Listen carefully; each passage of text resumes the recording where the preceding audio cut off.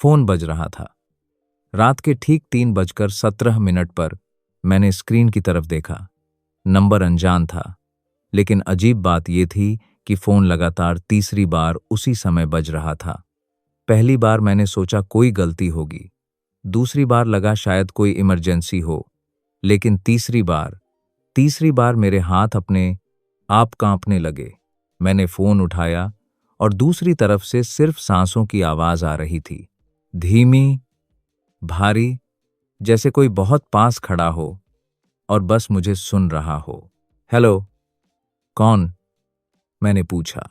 कुछ सेकंड सन्नाटा रहा, फिर एक बहुत धीमी आवाज आई, तू अब भी वहीं रहता है? उस एक लाइन ने मेरे अंदर कुछ तोड़ दिया, क्योंकि ये आवाज मैं पहचानता था, लेकिन वो इंसान 2 साल पहले मर चुका था। उस रात के बाद मैं कभी पहले जैसा नहीं रहा। मेरा नाम आर्यन है और ये कहानी है उस आखिरी कॉल की जो मुझे कभी नहीं उठानी चाहिए थी। मैं दिल्ली में रहता हूँ, एक साधारण सी नौकरी करता हूँ और मेरी जिंदगी भी उतनी ही साधारण थी। सुबह ऑफिस, शाम को घर, कभी कभी दोस्तों के साथ बाहर, बस वही रूटीन। लेकिन 2 साल पहले मेरी जिंदगी में एक हादसा हुआ था जिसने सब कुछ बदल दिया। मेरा एक दोस्त था, कबीर। हम कॉलेज से साथ थे, हर जगह साथ, हर राज, हर बात, सब कुछ शेयर करते थे। वो थोड़ा अजीब था, मतलब उसे हमेशा अंधेरे, पुराने घर और भूत प्रेत जैसी चीजों में दिलचस्पी थी। मैं हंसता था उस पर, लेकिन वो सीरियस रहता था। एक बार उसने मुझसे कहा था, आर्यन, कुछ चीजें सिर्फ कहानियां नहीं होती, वो सच में होती हैं, बस हमें दिखती नहीं। मैंने मजाक में कहा था, तू ज्यादा हॉरर फिल्में देखता है। वो बस मुस्कुराया था, लेकिन उसकी आंखों में उस दिन कुछ अलग था, कुछ ऐसा जो अब समझ आता है। फिर एक रात वो गायब हो गया।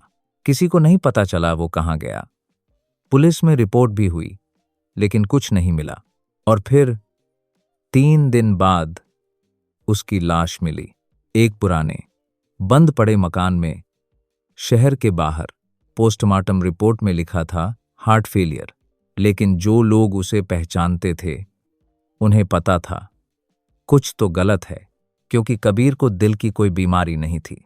उसके बाद मैंने उस घर के बारे में जानने की कोशिश की, लेकिन हर बार कोई ना कोई मुझे रोक देता। लोग कहते थे, उस जगह के पास मत जाना, वहां कुछ ठीक नहीं है। धीरे धीरे मैंने सब भूलने की कोशिश की, जिंदगी आगे बढ़ गई। लेकिन उस रात जब फोन आया, सब कुछ वापस आ गया। फोन रखने के बाद मैं कुछ देर तक चुप बैठा रहा। मेरे हाथ ठंडे हो चुके थे, दिल बहुत तेज धड़क रहा था। मैंने खुद को समझाया, ये कोई मजाक है, कोई प्रैंक कॉल। लेकिन अंदर से एक आवाज कह रही थी, नहीं, ये वही था। मैंने कॉल लॉग देखा, नंबर अजीब था, जैसे कोई पुराने जमाने का कोड हो। कोई सेव नहीं, कोई नाम नहीं। मैंने हिम्मत करके वापस कॉल किया। रिंग गई, 1 बार, 2 बार, फिर कॉल अपने आप कट गई। उसके बाद मेरे कमरे में अजीब सी खामोशी छा गई। पंखा चल रहा था, लेकिन उसकी आवाज अचानक बहुत तेज लगने लगी, जैसे कोई कान के पास फुसफुसा रहा हो। मैंने इधर उधर देखा, सब कुछ नॉर्मल था, लेकिन फिर मुझे महसूस हुआ जैसे कोई मुझे देख रहा है। मैंने पीछे मुड़कर देखा, दरवाजा आधा खुला था। मुझे याद है, मैंने उसे बंद किया था।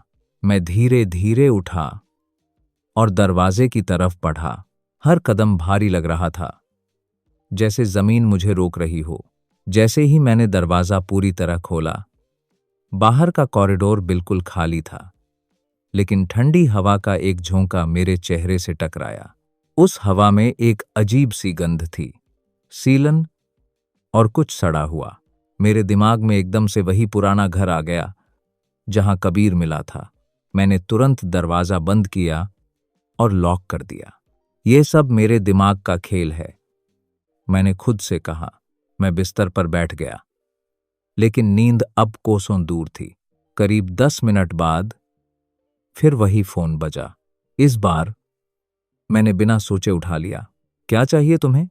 मैंने थोड़ा गुस्से में कहा। दूसरी तरफ फिर वही सांसें, लेकिन इस बार कुछ और भी था। जैसे पीछे कोई और आवाज, बहुत धीमी, जैसे कोई रो रहा हो। आर्यन, उस आवाज ने मेरा नाम लिया। मैं जम गया। तूने दरवाजा क्यों खोला? मेरे हाथ से फोन लगभग गिर गया। क्या मतलब? मैंने कांपती आवाज में पूछा। कुछ सेकंड सन्नाटा रहा, फिर वो बोला, अब वो अंदर आ गया है।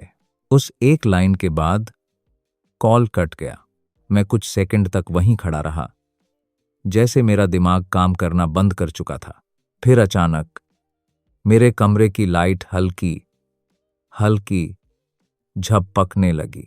टिक टिक टिक, और फिर पूरी तरह बंद। कमरा अंधेरे में डूब गया। मेरी सांसें तेज हो गईं। मैंने फोन की टॉर्च ऑन की और पूरे कमरे में रोशनी घुमाई। सब कुछ वैसा ही था, लेकिन अलमारी के पास कुछ था, जैसे कोई छाया जो दीवार के साथ नहीं मिल रही थी। मैंने आंखें मिचमिचाकर देखा। वो धीरे धीरे हिल रही थी। मेरे कदम पीछे हटने लगे। दिल की धड़कन इतनी तेज थी कि कानों में गूंज रही थी। कौन है वहां? मैंने चिल्लाने की कोशिश की, लेकिन आवाज बहुत धीमी निकली। वो छाया अचानक रुक गई और फिर धीरे धीरे मेरी तरफ बढ़ने लगी। मैंने तुरंत आंखें बंद कर लीं और खुद से कहा, यह सच नहीं है, ये सच नहीं है। लेकिन तभी मेरे कान के पास एक ठंडी सांस महसूस हुई, इतनी पास कि जैसे कोई मेरे बिल्कुल पीछे खड़ा हो। तूने फोन क्यों उठाया?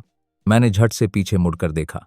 कोई नहीं था, लेकिन फोन फिर से बज रहा था। इस बार स्क्रीन पर जो नंबर था, उसे देखकर मेरी रूह कांप गई। वो मेरा ही नंबर था। मैंने खुद को कॉल किया था। मेरे हाथ कांप रहे थे, लेकिन मैंने फिर भी कॉल रिसीव किया।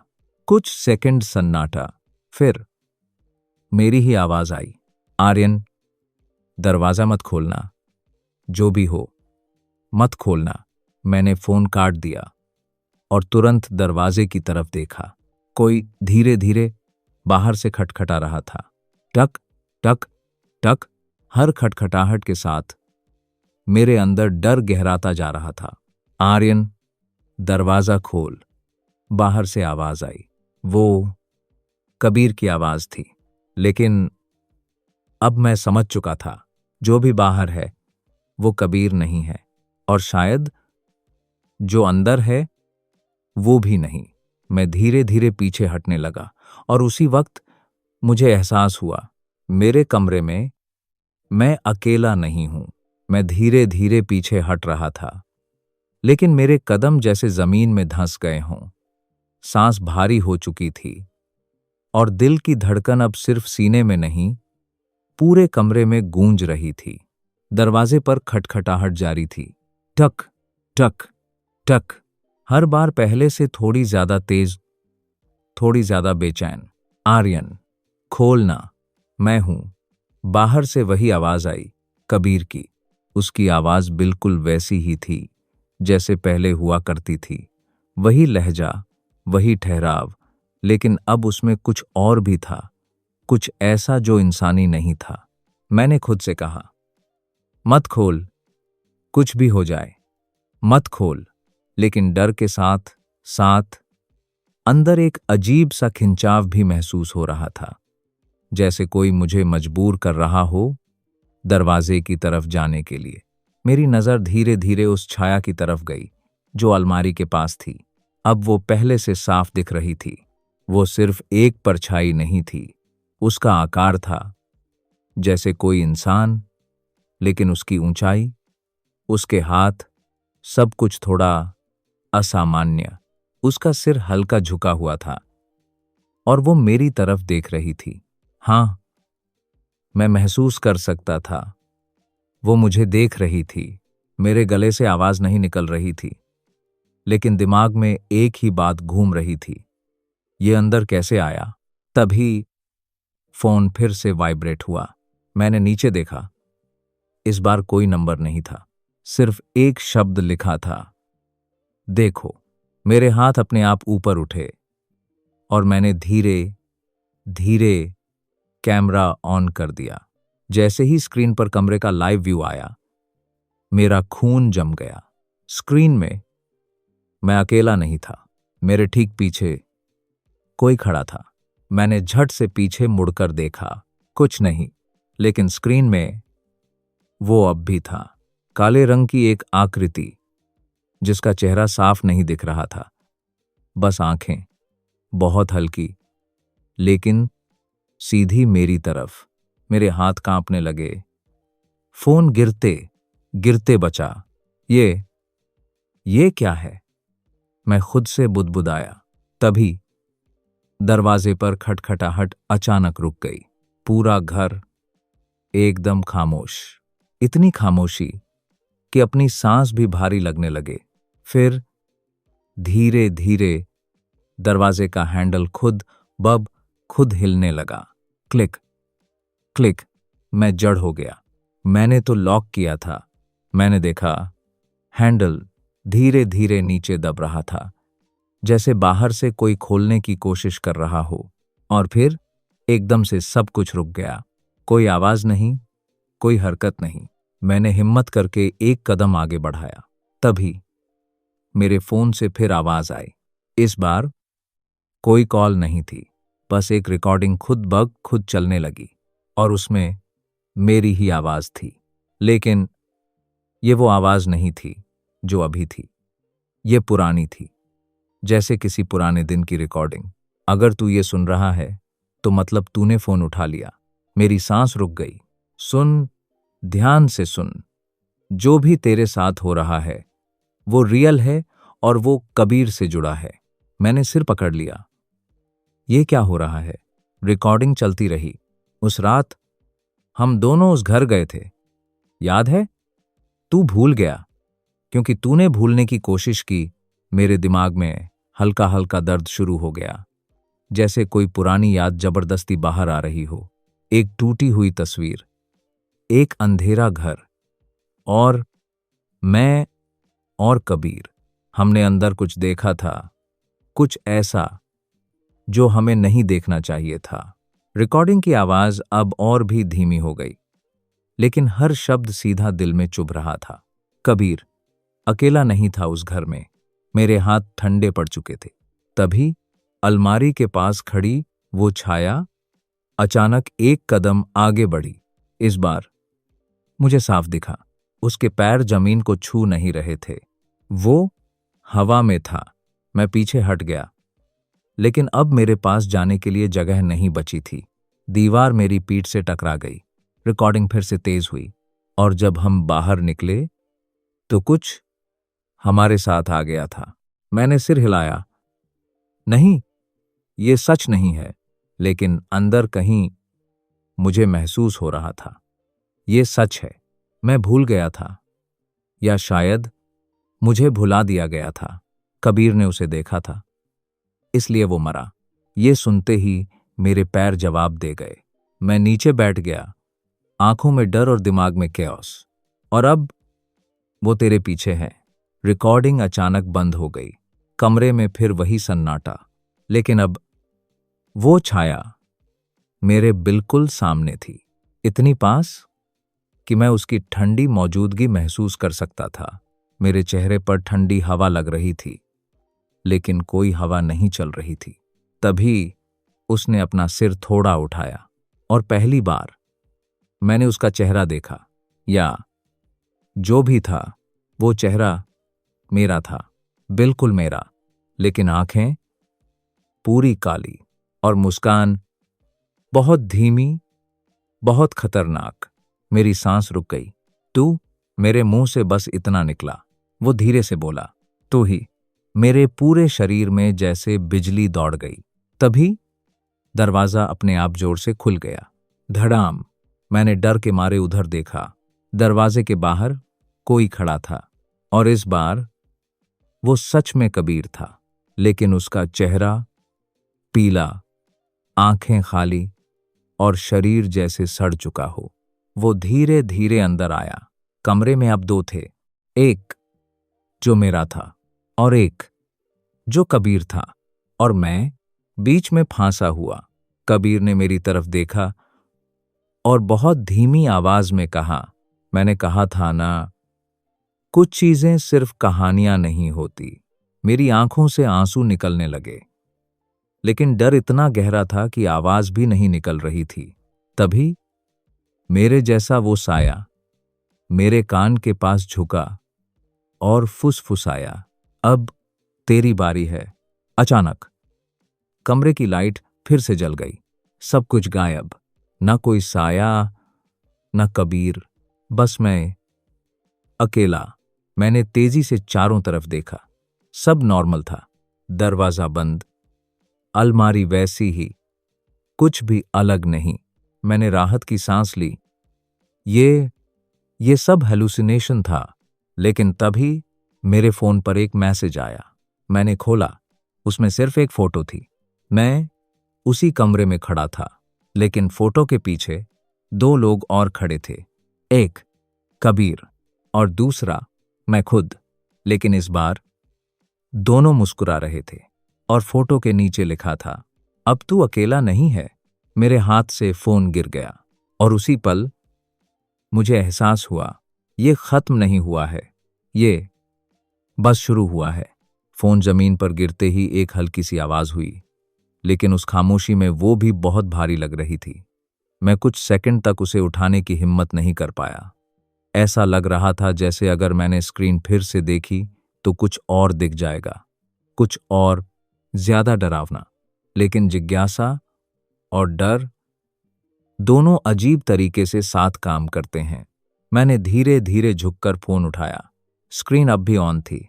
वही फोटो, वही मुस्कान, वही दो चेहरे मेरे पीछे। मैंने तुरंत गैलरी खोली।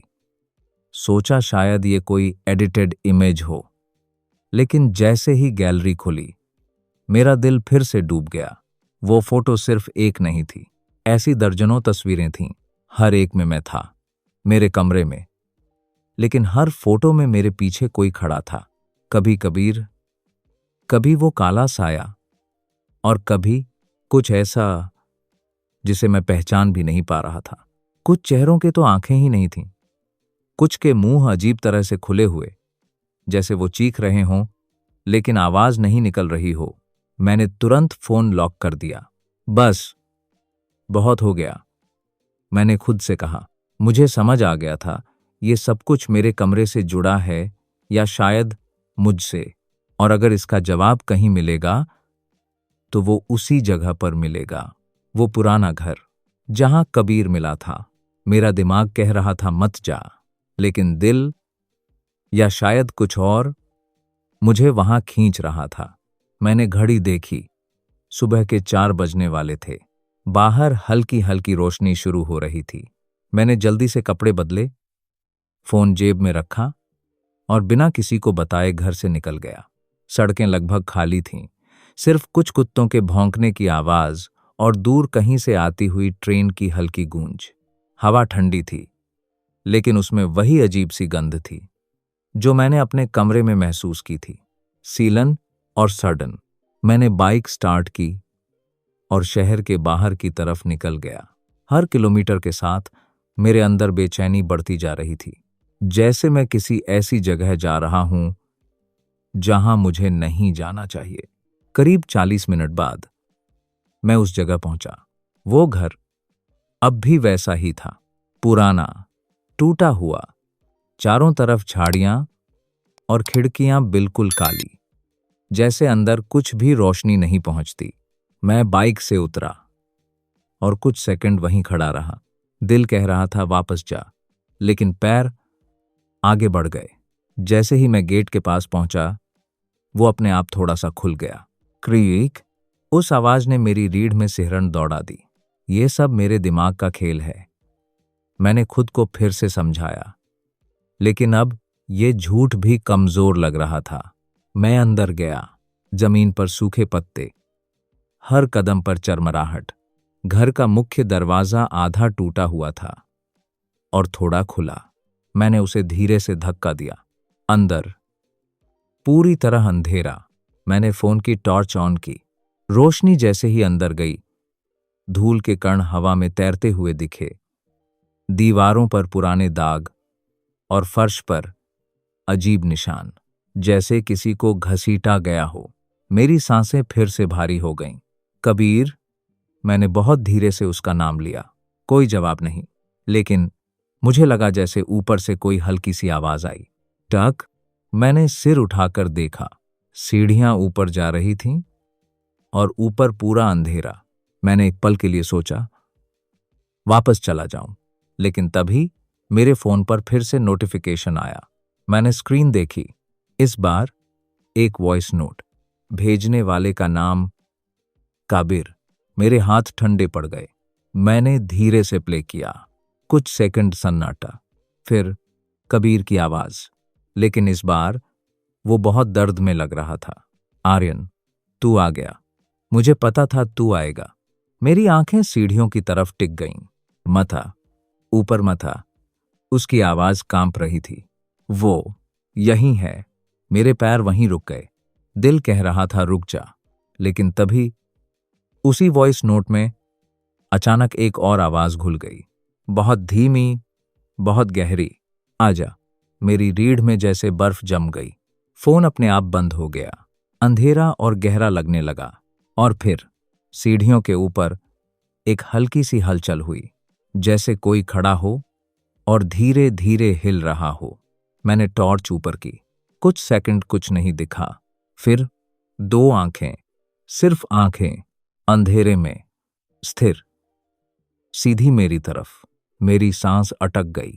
मैं पीछे हटना चाहता था, लेकिन मेरे पैर जमे हुए थे। तभी वो आंखें धीरे धीरे नीचे की तरफ आने लगीं, जैसे कोई सीढ़ियों से उतर रहा हो। हर कदम के साथ लकड़ी की सीढ़ियां चरमराती। टक टक टक। अब उसकी आकृति दिखने लगी। वो कबीर था, लेकिन वो वैसा नहीं था जैसा मैंने उसे पहले देखा था। उसका शरीर टेढ़ा मेढ़ा, हाथ अजीब एंगल पर मुड़े हुए, और चेहरा आधा अंधेरे में, आधा रोशनी में। वो मुस्कुरा रहा था, लेकिन वो मुस्कान दर्द से भरी थी। तू क्यों आया? उसने धीमी आवाज में कहा। मैं कुछ बोल नहीं पाया। वो आखिरी सीढ़ी तक आया और वहीं रुक गया। हम दोनों के बीच बस कुछ कदमों का फासला था। तूने फोन क्यों उठाया? उसने पूछा। मेरे होंठ सूख चुके थे। मुझे नहीं पता। वो हल्का सा हंसा, लेकिन उस हंसी में इंसानियत नहीं थी। अब बहुत देर हो चुकी है। तभी उसके पीछे अंधेरे में कुछ हिला। मैंने टॉर्च थोड़ी और ऊपर की, और जो मैंने देखा उसने मेरे होश उड़ा दिए। कबीर के पीछे कई लोग खड़े थे, लेकिन वो लोग जिंदा नहीं थे। उनके शरीर टेढ़े मेढ़े, आंखें खाली, और चेहरों पर वही मुस्कान। और सबसे पीछे वो काला साया जो मेरे कमरे में था। वो अब यहां था, और इस बार वो अकेला नहीं था। मैं एक कदम पीछे हटा। कबीर ने अचानक मेरा हाथ पकड़ लिया। उसकी पकड़ बर्फ जैसी ठंडी थी। अब तू भी हमारे साथ रहेगा। मेरी चीख निकल गई। छोड़ मुझे। मैंने जोर से हाथ छुड़ाया और पीछे की तरफ भागा, दरवाजे की तरफ। लेकिन जैसे ही मैं बाहर निकलने वाला था, दरवाजा अपने आप बंद हो गया। धड़ाम। मैंने घबराकर उसे खोलने की कोशिश की, लेकिन वो हिल भी नहीं रहा था। पीछे से कदमों की आवाज आ रही थी, धीमी लेकिन लगातार। टक टक टक। मैंने धीरे धीरे पीछे मुड़कर देखा। कबीर और बाकी सब मेरी तरफ बढ़ रहे थे, और उनके बीच में मैं खुद भी था। वही काला साया मेरे चेहरे के साथ। वो मुस्कुरा रहा था, और इस बार उसकी आवाज साफ थी। भाग के दिखा। मेरे शरीर ने जैसे हार मान ली थी। मैं दरवाजे के पास खड़ा था, और वो सब धीरे धीरे करीब आ रहे थे। हर सेकंड भारी, डर से भरा। और तभी मेरे फोन की स्क्रीन अपने आप जल उठी। उस पर सिर्फ एक लाइन लिखी थी, सच याद कर तभी बचेगा। मेरी सांस रुक गई। सच? कौन सा सच? और जैसे ही मैंने ये सोचा, मेरे दिमाग में एक तेज झटका सा लगा। एक याद जो मैंने दबा दी थी अब बाहर आने लगी। और शायद वही सच था जिससे सब कुछ शुरू हुआ था। मेरे सिर में अचानक तेज दर्द शुरू हो गया, जैसे कोई अंदर से जबरदस्ती यादें खींच रहा हो। मैं घुटनों के बल गिर गया, दोनों हाथ सिर पर, और आंखों के सामने सब कुछ धुंधला होने लगा। पीछे से कदमों की आवाज अब भी आ रही थी, धीरे धीरे, लगातार, टक टक टक। लेकिन अब वो आवाज दूर लगने लगी, जैसे मैं उस जगह से हटकर किसी और समय में जा रहा हूं। एकदम से सब बदल गया। मैं उसी पुराने घर के बाहर खड़ा था, लेकिन इस बार मैं अकेला नहीं था। कबीर मेरे साथ था। वो हंस रहा था। देख, मैंने कहा था ना, यहां कुछ है। मैंने चिढ़कर कहा था। तू पागल है, ये सब बकवास है। उसने मेरी तरफ देखा। उसकी आंखों में वही अजीब चमक थी। अगर डर लगता है तो यहीं रुक जा। मुझे गुस्सा आ गया था। चल अंदर। और हम दोनों उस घर में घुस गए थे। वही दरवाजा, वही सीलन की गंध, वही अंधेरा। लेकिन इस बार मुझे सब याद आ रहा था। हम अंदर गए और सीधे ऊपर की तरफ बढ़े, क्योंकि कबीर ने कहा था वो ऊपर है। मैंने पूछा था, क्या? उसने बस इतना कहा था, तुझे खुद दिखेगा। हम सीढ़ियां चढ़ रहे थे। हर कदम के साथ वो अजीब सा दबाव बढ़ता जा रहा था, जैसे हवा भारी हो रही हो। ऊपर पहुंचकर एक कमरा था जिसका दरवाजा बंद था। कबीर वहीं रुक गया। यही है, उसने धीमी आवाज में कहा। मैंने दरवाजे को देखा। वो बिल्कुल साधारण लग रहा था, लेकिन अंदर से कुछ आवाज आ रही थी, बहुत हल्की, जैसे कोई फुसफुसा रहा हो। मैंने कहा, चल वापस चलते हैं। लेकिन कबीर ने मेरा हाथ पकड़ लिया। नहीं, अब नहीं। उसकी पकड़ कड़ी थी और ठंडी। उसने धीरे धीरे दरवाजा खोला। क्रीक। जैसे ही दरवाजा खुला, अंदर पूरा अंधेरा, लेकिन उस अंधेरे में कुछ था। हम दोनों अंदर गए। मैंने फोन की टॉर्च ऑन की, और जो मैंने देखा वो आज तक मेरी नींद उड़ा देता है। कमरे के बीचों बीच एक बड़ा सा दर्पण था, पुराना, टूटा हुआ, लेकिन उसमें हमारी परछाई साफ दिख रही थी। मैंने राहत की सांस ली। बस यही है? लेकिन कबीर दर्पण को घूर रहा था। तुझे कुछ दिख नहीं रहा? उसने पूछा।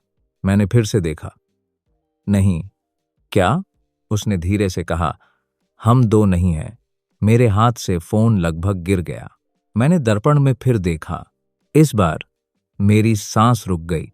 हमारे पीछे कोई और खड़ा था, काला, लंबा और बिल्कुल स्थिर। मैंने तुरंत पीछे मुड़कर देखा।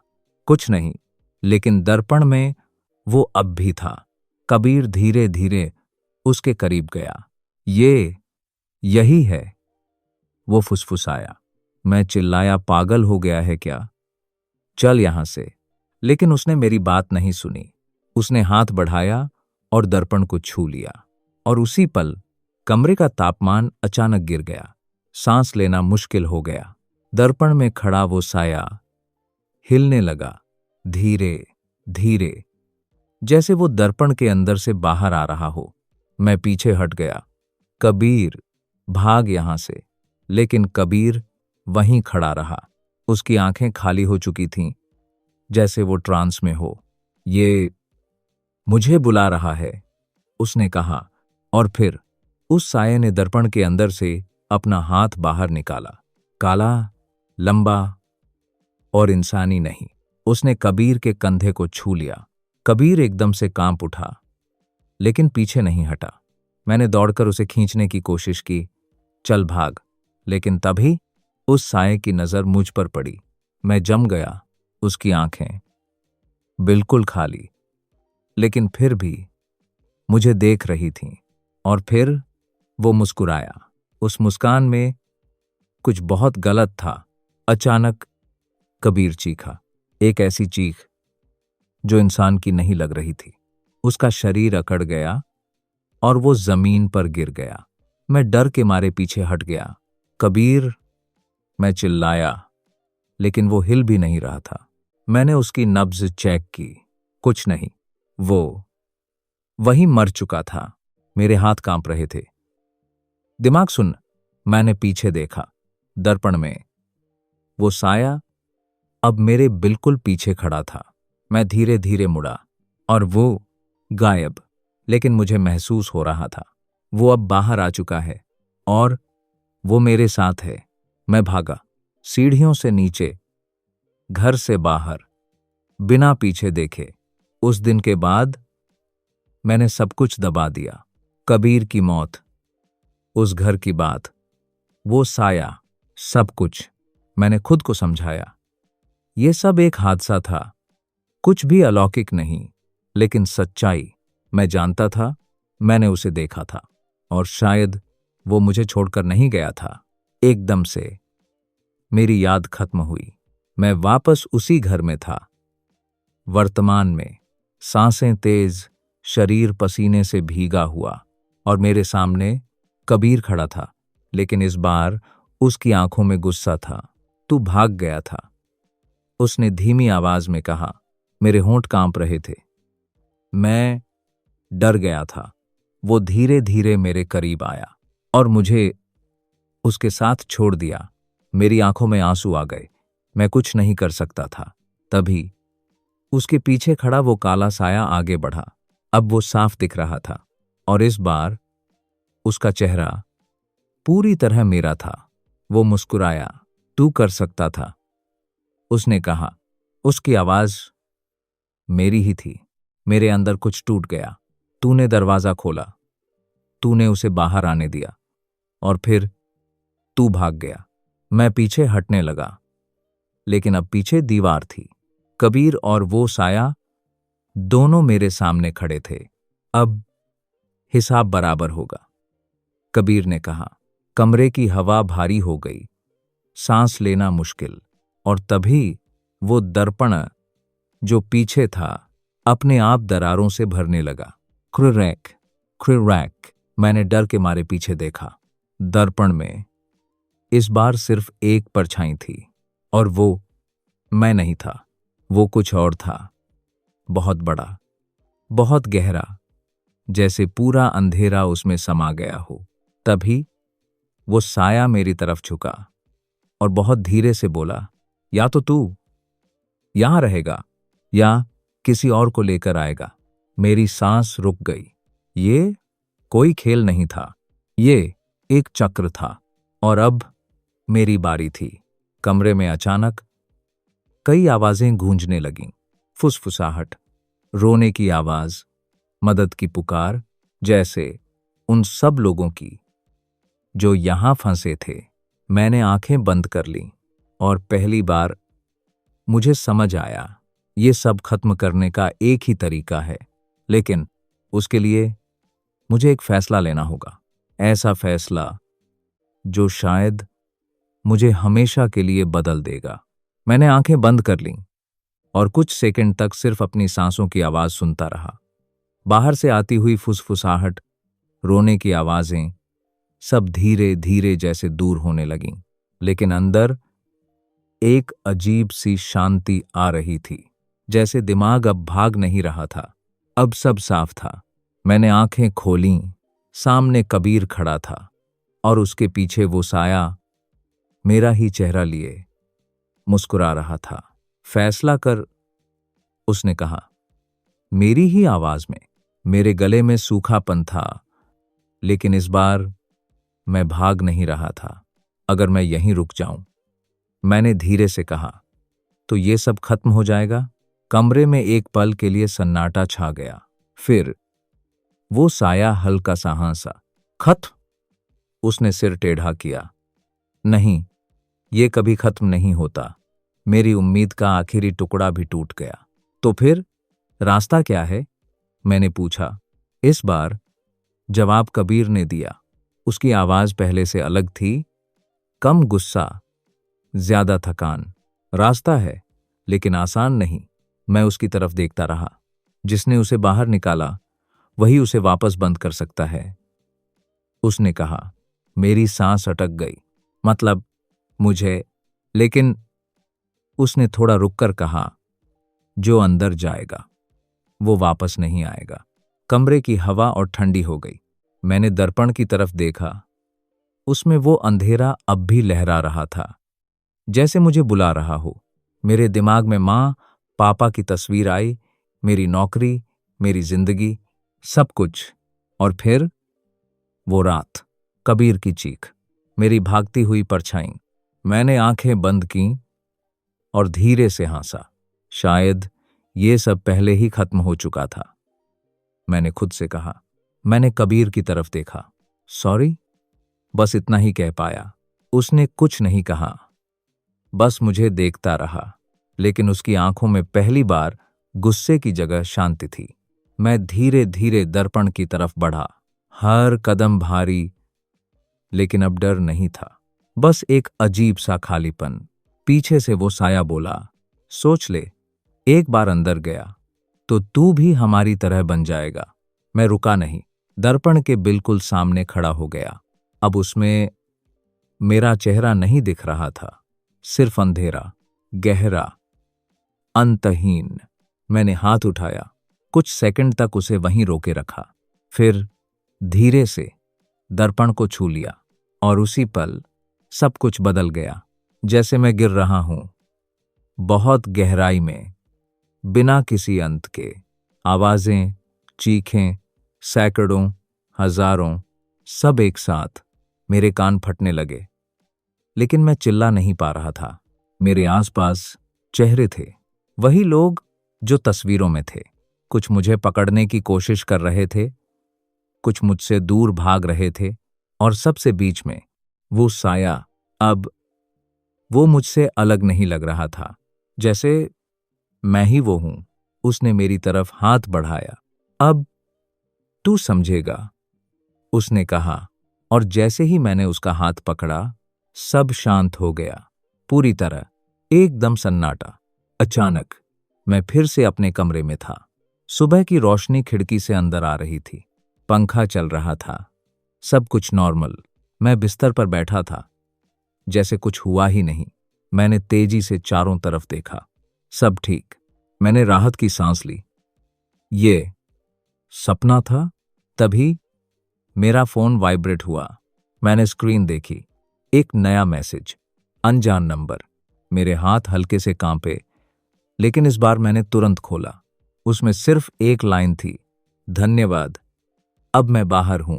मेरी सांस रुक गई। मैंने धीरे धीरे सिर उठाया और सामने दीवार पर लगे शीशे में देखा। इस बार परछाई मेरी नहीं थी, वो मुस्कुरा रहा था, और मैं उसे देख रहा था, लेकिन हिल नहीं पा रहा था। मेरे अंदर से एक बहुत धीमी आवाज निकली, नहीं, लेकिन बाहर मेरे होंठ अपने आप हिल रहे थे, और मेरी ही आवाज धीरे धीरे बोली, फोन उठाना मत भूलना। मेरी उंगलियां अपने आप फोन की तरफ बढ़ीं। स्क्रीन फिर से जल उठी। रात के 3:17। फोन बज रहा था, इस बार किसी और के लिए, और मैं बस इंतजार कर रहा था कि वो कॉल कोई उठाए, क्योंकि अब कहानी मेरी नहीं रही, ये अगले इंसान की शुरुआत थी।